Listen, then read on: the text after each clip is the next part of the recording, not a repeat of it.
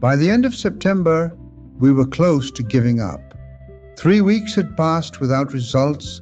The radio disturbances were gone, the instruments were silent, the team was exhausted. And I was becoming increasingly convinced that Project Magnet Delta was a dead end. Sarah Cole was the only one who disagreed, fortunately.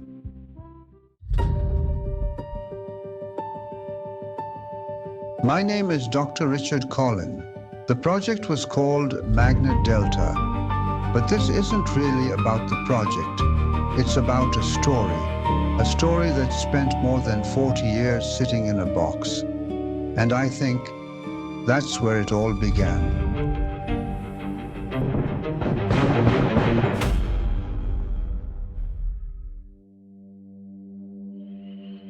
Project Magnet Delta, Field Station 14, Deployment Sector 292-618, Louisiana. This is Dr. Richard Colin. 3 weeks have passed since the previous entry. The first measurement cycle has been completed.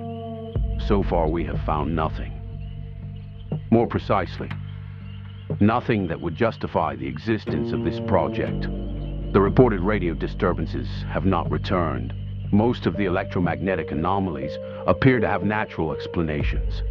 In several cases, equipment malfunction remains the most likely cause. According to David, the marsh is slowly destroying every piece of equipment we bring into it.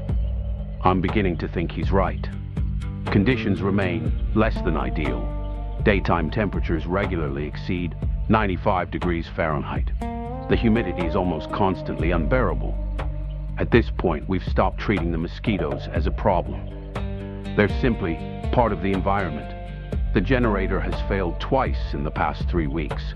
Yesterday, we were forced to replace one of the data collection units. Most of our cables spend a significant portion of their lives underwater. Corrosion is already visible on several connectors.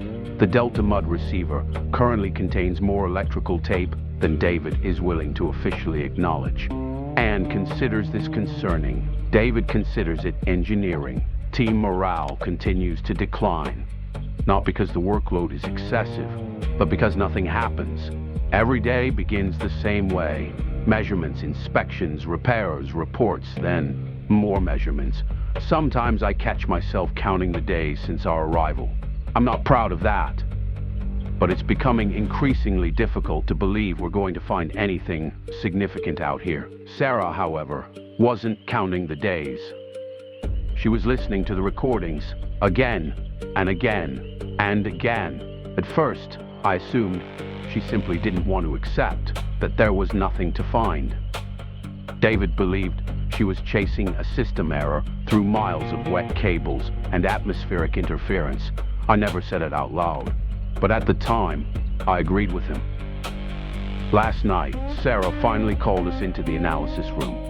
In front of us sat hours of background noise, random impulses, atmospheric interference, frequency fluctuations. Nothing that seemed unusual at first glance. Then Sarah began overlaying recordings, taken on different days. She wasn't comparing the entire signals. Only specific sections, small disruptions, brief spikes, short repeating structures, the kind of details the rest of us had dismissed as noise. And there they were. Not at the same time. Not on the same frequency. Not in exactly the same form. Yet somehow they kept returning, again and again. David believes it could still be a system error. He may be right. Sarah argues that if it is a system error, it's an unusually consistent one. She may be right too. Tonight, for the first time, we encountered something we could not immediately explain. That alone is not a breakthrough. Science is full of misunderstood data, and the marsh has a remarkable talent for making intelligent people look foolish. A few weeks from now, we may discover that Sarah was wrong. These patterns may turn out to be nothing more than coincidence. It may simply be the result of spending too much time listening to the same recordings.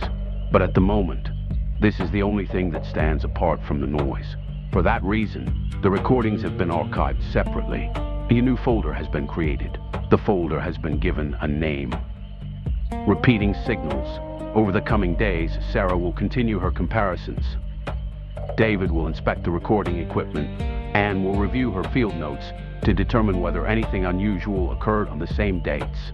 And I will attempt not to draw conclusions too early. Up to this point, Project Magnet Delta has provided no answers. Tonight, however, it asked its first question. This is Dr. Richard Colin, end of entry.